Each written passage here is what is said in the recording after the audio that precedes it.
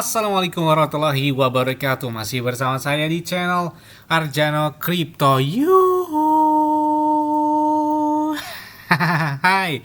Woi, apa kabar kalian hari ini? Semoga kalian hari ini luar biasa karena market lagi bullish. Oke, meskipun bullish tapi rasanya masih bearish ya. Tapi setidaknya ini alhamdulillah Bitcoinnya lumayan di angka 56, 57, 58 bahkan 59 ribu dolar. Semoga saja penutupan di minggu ini Bitcoin bisa sentuh di angka 60 ribu dolar. Begitu juga dengan beberapa altcoin dan meme coin yang ikut kenaikan dari harga Bitcoin tersebut. Oke, untuk mendapatkan iPhone 15 Pro Max dan beberapa aset kripto seperti Bitcoin, Ethereum, Cardano, Solana, PP, Shiba, Dogecoin, Bong, dan banyak lagi, kalian bisa dapatkan cukup kalian lakukan registrasi langsung di link deskripsi video ini. Dan perlu kalian ketahui bahwa Bitget itu pakai enak banget, apalagi trade-nya itu 0%, perdagangannya itu 0% ya. Di saat market lagi bearish gini, di Bitget ada yang naik hingga 290%, 47%, dan banyak sekali beberapa altcoin dan meme coin yang baru-baru itu hampir rata-rata ada di Bitget semua ya. Oke. Seperti biasanya hari ini saya akan memberikan informasi terbaru dan terupdate tentang perkembangan cryptocurrency. Ini kalau kita lihat pergerakan dari harga Bitcoin ya. Setiap kali Bitcoin mencoba menantang tren turunnya, karena yang garis warna biru ini, di sini terjadi penolakan ketika Bitcoin bisa ditembus ini, kayaknya bakal breakout lagi nih. Bitcoin berada di puncak tantangan tren turun lainnya. Bisakah Bitcoin melakukannya kali ini ya? Terutama di minggu ini, apakah bakal breakout ke angka 60 ribu dolar? Jadi kalau misalkan tembus di angka 60 ribu, ya siap-siap aja nih ya. Bitcoin udah kayaknya agak melayang lagi di atas awan ini ya.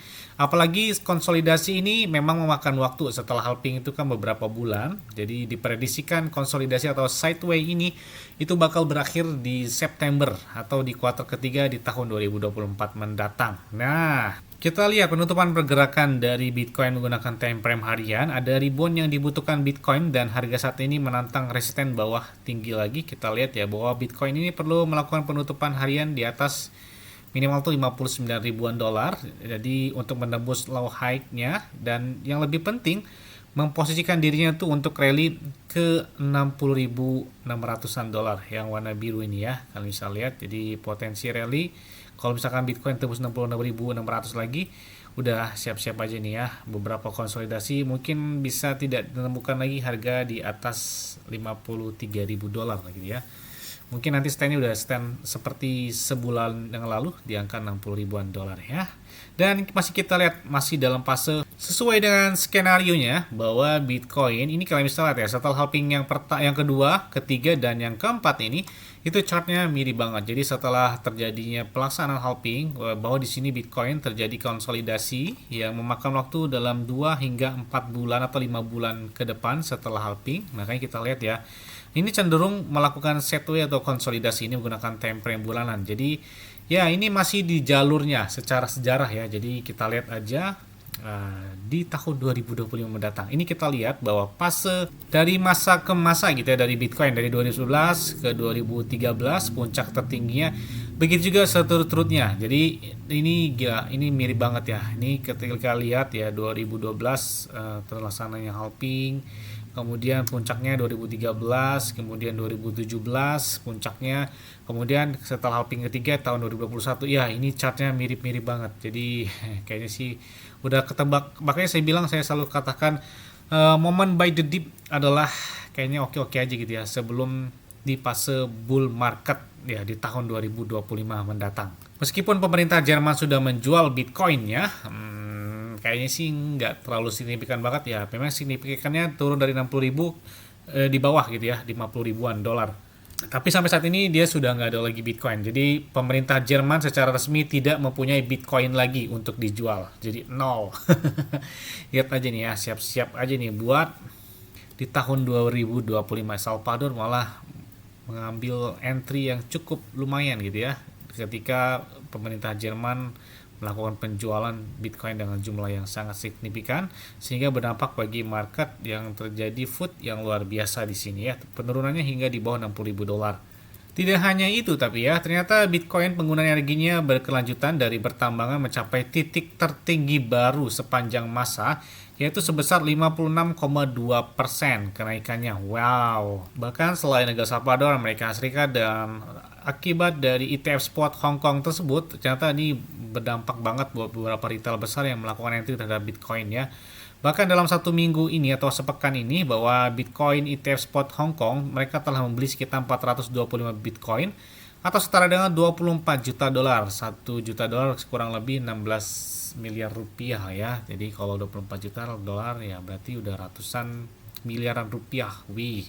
Bahkan untuk Bitcoin ETF AS Amerika Serikat atau ETF spot di Amerika Serikat mengalami arus masuk sebesar 79 juta dolar.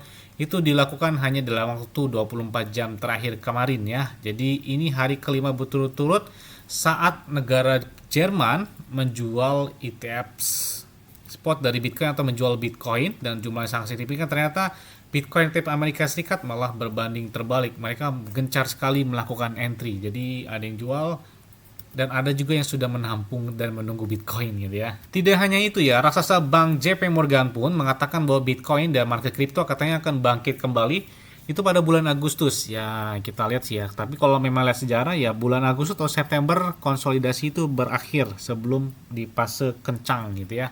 Tidak hanya itu, raksasa BlackRock pun, wah ini gemar banget membeli Bitcoin ya. Bahwa dari Bitcoin ETF Spot Amerika Serikat, BlackRock secara resmi menghentikan arus masuk mereka selama sejak peluncuran di bulan Januari 2024 ini.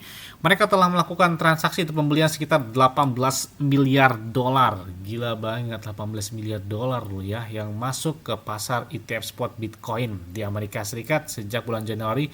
Ini khusus buat raksasa BlackRock aja nih ya. Belum seperti Fidelity, ada Grayscale, ada banyak banget beberapa retail besar. Ini khusus BlackRock aja sampai 18 miliar dolar loh, gila banget. Ya, selanjutnya datang dari PP. Oke, ini banyak banget yang menunggu update. Bang, tolong update lagi tentang PP. Katanya turunnya sedikit lumayan. 30 hari terakhir turunnya lebih kurang 31%. Saat ini standnya di angka 0,1314 kencang 15 rupiah. Dari yang tadinya 0,282725 rupiah. Ya cukup lumayan koreksinya, tapi kita lihat memang harga Bitcoin dan beberapa koin cenderung turun. Bahkan Bitcoin aja selama 30 hari terakhir turunnya lebih dari 25% ya, dari tertinggi 73.000 dolar atau pas setelah halving itu 71 ribuan dolar, hampir dekat 72.000 dolar. Kemudian koreksi sentuh di angka 53.000 dolar dan market cap dari PP wah cenderung masih gurih banget. Ini masih early banget, masih 3,7 miliar dolar. Jadi kalau tembus 5 miliar dolar kayaknya 0,2 rupiah kelihatan. Kalau tembus 10 miliar dolar ya kayaknya 0,4 atau 0,3 rupiahan udah kelihatan dari PP. Kita lihat dari market cap aja secara global karena memang cenderung Bitcoin likuidasinya terjadi penurunan yang sangat signifikan, tapi potensi buat PP kedepannya enak banget. Apalagi saat ini beberapa paralel banyak melakukan transaksi dari PP. Memcoin yang tadinya hanya sekedar sebelah mata tapi saat ini lebih menjanjikan ya. Kenapa? Karena lebih cenderung enak buat main scalping untuk beberapa paralel karena harganya dia masih di bawah 1 rupiah. Kalau naik sedikit aja berasa banget ya buat paralel. Tapi kalau kita ikan teri, ikan cupang ya kayaknya nggak berasa kayak kita ini ya.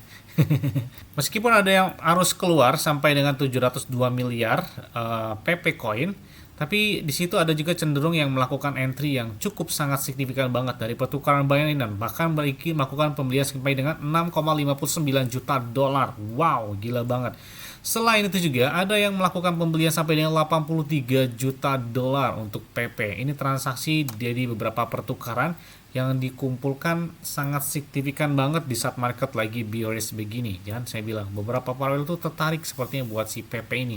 Bahkan sekitar 9 triliun PP. Wow, ini pindah melakukan pergerakan di Bybit. Wow, jadi ada yang keluar dari Bybit sekitar 9 triliun koin. Wow, jika dilihat transaksinya ini gila banget ya, lebih dari 82 juta dolar yang mana dipindahkan antar exchange tersebut. Wih, ada apakah ini? Apakah bakal ada gebrakan atau ada kejutan? Ini laporan dari Well Alert bahwa di sini PP melakukan transaksi lebih dari 82 juta dolar.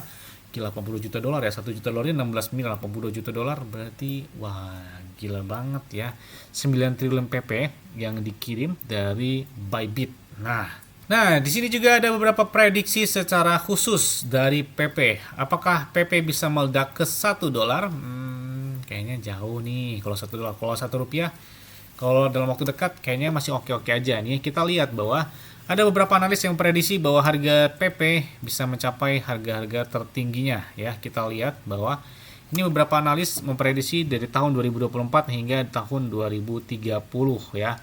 Beberapa daftar prediksi ini kalian bisa lihat ini sebenarnya masih masuk logika kenapa mereka menghitung dari market cap dan lain sebagainya.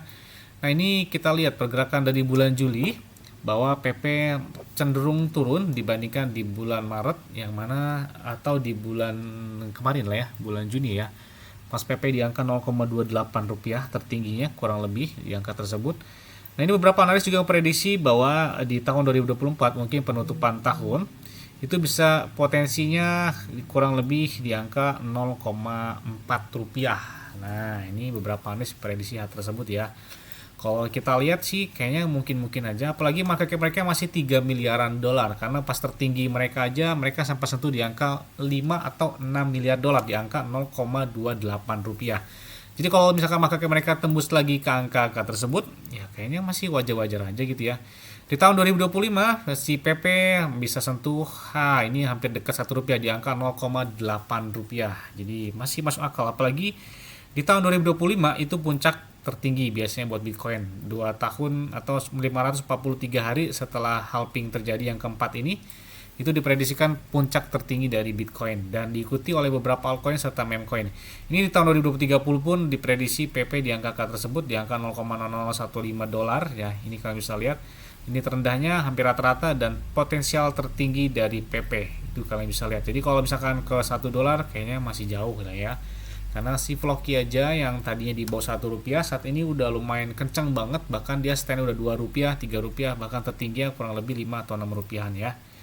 Jadi masih oke-oke aja. Kalau mungkin PP di angka lebih baik di angka 1-an rupiah, kayaknya masih mungkin potensial ke sana. Tapi kalau ke 1 dolar, mungkin nunggu market cap dari Bitcoin 1000 kali lipat dari hari ini mungkin ya.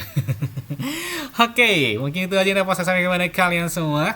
Ingat ya, semua disclaimer dan dior. Kenapa? Karena dikongkan dari kalian sendiri. Selalu gunakan yang dan santai. Jadi apabila market dalam keadaan bearish, bullish, dan bagaimanapun, karena tetap tenang dan santai. Terima kasih.